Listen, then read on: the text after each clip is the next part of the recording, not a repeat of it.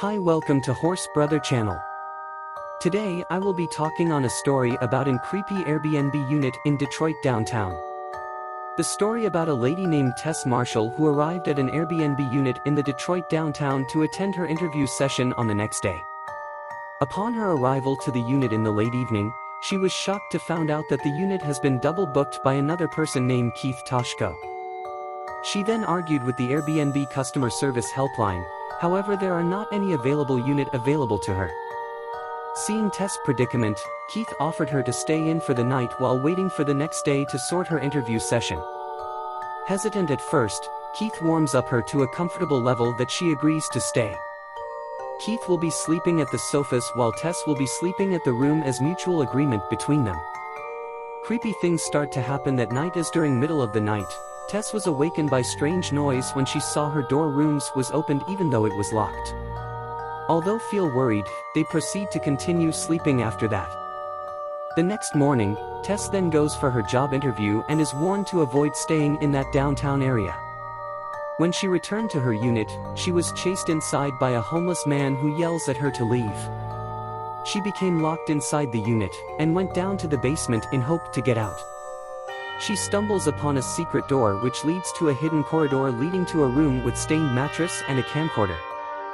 Keith then returns home, freeing Tess from the basement. Curious with statement from Tess about the room, he then proceeds to check it out. When Keith does not respond to her after going in, Tess decides to check.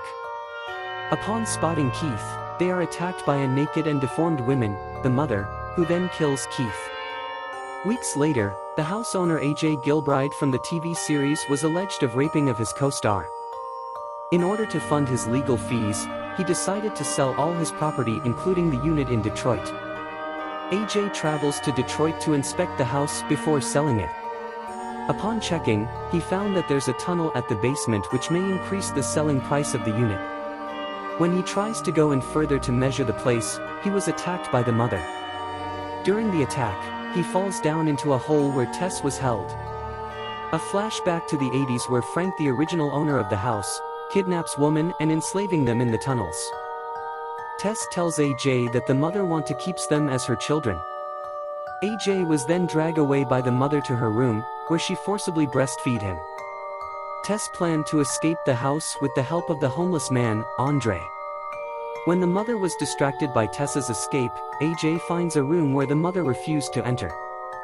He found an old man lying on the bed, Frank. Assuming that Frank was a victim as him, he assures Frank that he will call the police. After he found out Frank's video on his crime, Frank then kills himself with the revolver in his drawer. Tess leads police to the house, however they dismissed Tess' allegation and left her. Tess then breaks into the house to get the car key, when the mother rushes out from the house. Tess then rams her with her car, seemingly kills her. Tess goes down to the basement to rescue AJ, and in the dark AJ mistakenly shot her, injuring her. The two manage to escape with the mother nowhere to be seen, seeking shelter with Andre. While taking shelter, Andre explains that the mother is the results of Frank's multigenerational incest with his victim. Suddenly, the mother rushes in and chases Tess and AJ up the water tower. While climbing the ladder, AJ loses his gun and pushes Tess off the water tower when the mother in close proximity to save himself. The mother then jumps together with her, acting as a shield from her fall. When AJ finds that Tess is still alive, he tries to explain his action, when the mother suddenly wakes up and kills him by squashing his head with her bare hand. When the mother tries to comfort Tess shoots her to death with Frank's gun and walks away after that. That's the ending of the story. Thanks for watching.